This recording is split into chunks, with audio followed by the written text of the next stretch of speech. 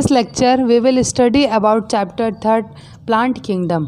तो पहला टॉपिक देखते हैं क्या है, सिस्टम ऑफ क्लासिफिकेशन, यानी क्लासिफिकेशन को कितने सिस्टम में क्लासीफाई किया गया।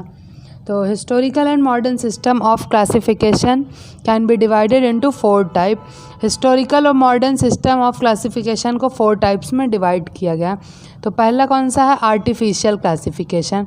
तो चलिए देखते हैं, proposed by Carolus Linnaeus based on स्टेमन।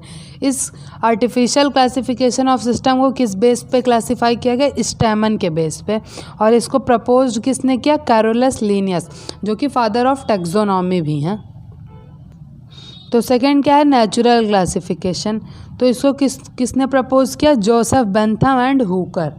Third क्या है, फाइलोजेनेटिक क्लासिफिकेशन। तो इसको एंगलर और हचिंसन ने प्रपोज किया। And fourth and last one is phonetic classification. तो इसको 3 टाइप्स में और डिवाइड किया गया है।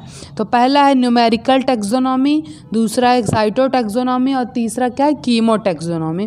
तो चलिए अब हम इसकी डिटेल्ड स्टडी करते हैं।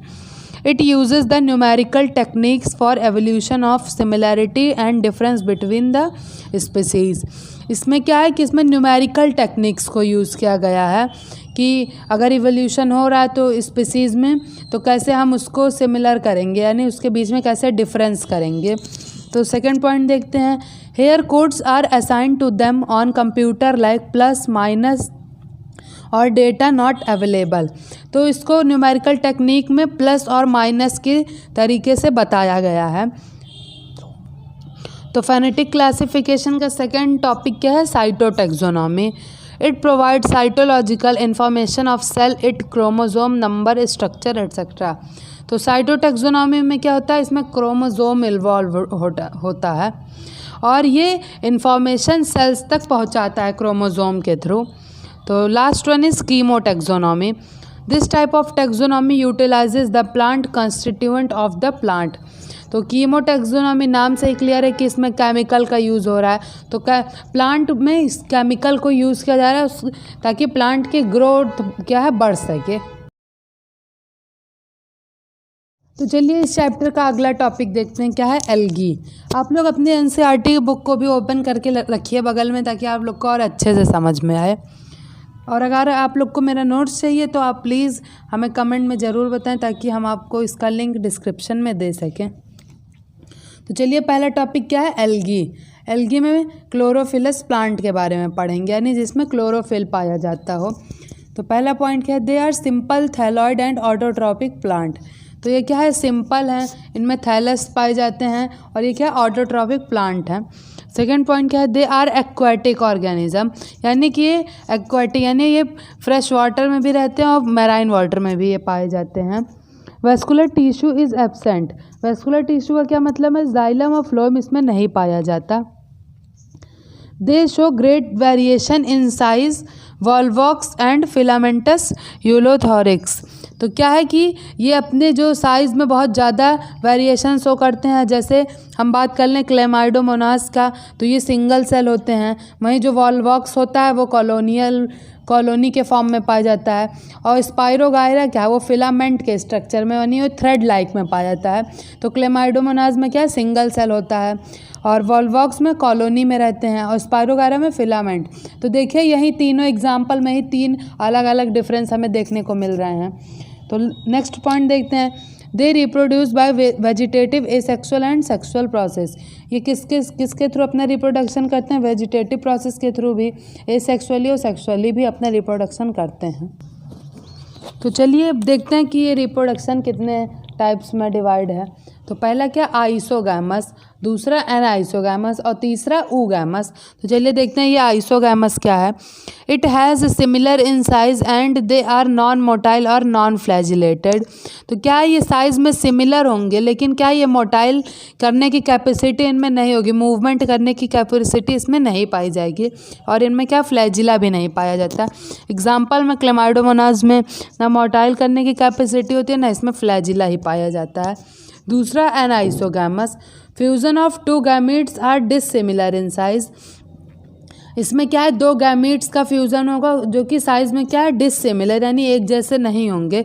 तो एग्जाम्पल इसका भी क्लेमाइडोमोनास है। oogamous oogamous में क्या है, fusion between one large non motile static female gamete and a similar motile male gamete is known as oogamous। यानी कि इसमें फ्यूज़न क्या है, जो फीमेल गैमेट होगा वो क्या होगा, नॉन मोटाइल होगा, और वो किसके साथ फ्यूज़ करेगा, मेल गैमेट के साथ, तो वो उस कंडीशन को हम क्या कहेंगे, oogamous। तो एग्जांपल में वॉल्वॉक्स और फ्यूकस। तो चलिए अब हम एल्गी को एक सेपरेट व्यू से देखते हैं। तो algae use as food commercial purpose, algae को एज अ फूड भी यूज़ करते हैं लोग, कमर्शियल पर्पस में भी यूज़ किया जाता है, और बहुत सारे इसके यूजेस हैं एल्गी के। तो अब देखते हैं कि एल्गी कितने टाइप्स में डिवाइड है। तो 3 टाइप्स ऑफ एल्गी होता है। पहला कौन सा, क्लोरोफाइसी, दूसरा फियोफाइसी और तीसरा रोडोफाइसी। आप लोग प्लीज़ अपने एनसीईआरटी की बुक को ओपन करें, उसमें ये चार्ट पूरा बना हुआ है। तो ये देख लीजिए, एल्गी का पूरा चार्ट दिया है, तीनों एल्गी दिए हैं कि क्लोरोफाइसी, फियोफाइसी, रोडोफाइसी। इसका कॉमन नेम क्या है, क्लोरोफाइसी का ग्रीन एल्गी है, फियोफाइसी का क्या है, ब्राउन एल्गी, और रोडोफाइसी का रेड एल्गी। अब देखिए कि क्लोरोफाइसी में कौन कौन से मेजर पिगमेंट्स पाए जाते हैं। तो कौन कौन से हैं, क्लोरोफिल ए और क्लोरोफिल बी क्लोरोफाइसी में पाए जाते हैं। फियोफाइसी में क्लोरोफिल ए और क्लोरोफिल सी और फ्यूकोजेंथेनिन, इसमें 3 पिगमेंट पाए जाते हैं। रोडोफाइसी में क्लोरोफिल ए और डी ये 2 पाए जाते हैं, और फाइकोएरिथ्रिन एक पिगमेंट पाए जाते हैं। यानी कि इन दोनों में एक स्पेशल टाइप का पिगमेंट पाया जा रहा है, जो कि फियोफाइसी में क्या है, फ्यूकोजेंथेनिन, और रोडोफाइसी में फाइकोएरिथ्रिन। अब देखिए कि क्लोरोफाइसी क्या फूड स्टोर करता है। तो क्लोरोफाइसी स्टार्च को स्टोर करता है, फियोफाइसी मैनिटॉल और लेमिनेरियन को स्टोर करता है, और रोडोफाइसी फ्लोरिडियन स्टार्च को स्टोर करता है। तो चलिए इस तीनों का सेल वॉल देख लेते हैं किससे मिलके बना है। तो क्लोरोफाइसी का सेल वॉल सेलुलोज से, फियोफाइसी का सेलुलोज और एल्गिन से, रोडोफाइसी का सेलुलोज, पेक्टिन और पॉलीसल्फेट एस्टर से मिलके बना है।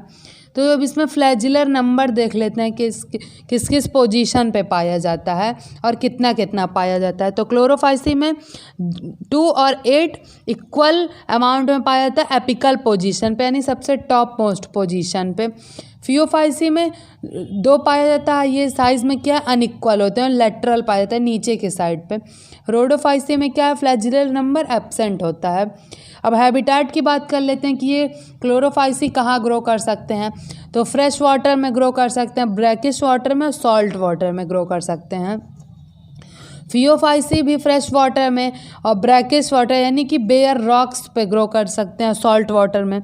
और रोडोफाइसी भी क्या है, फ्रेश वाटर में, brackish water, salt water, almost तीनों का जो हैबिटेट है वो सेम है। तो चलिए मैं उम्मीद करती हूँ कि आप लोग को इस चार्ट से अच्छे से समझ में आया होगा। तो आप लोग को नोट्स अगर चाहिए तो आप ये मेरे कॉपी से ले लीजिए, बाकी मैंने फ्लो चार्ट के थ्रू आप लोग को सब कुछ समझा दिया है। तो चलिए इसका नोट्स आप देख लीजिए, ये सब पूरा वही नोट्स है, बस उसमें क्या है कि टेबल के फॉर्म में बना है, और इसमें ये सब पॉइंट के थ्रू मैंने बताया है। ये सब आप लोग देख लीजिए, वही सब है, और आप लोग यहीं से स्क्रीनशॉट इसका लेके आप अपना नोट्स कंप्लीट कर सकते हैं। और मैं नहीं चाहती कि आप लोगों का टाइम वेस्ट हो, इसीलिए जो सब उसमें लिखा वही सब कुछ इसमें मैंने एक्सप्लेन किया है। तो चलिए अब अपने नेक्स्ट टॉपिक की तरफ चलते हैं।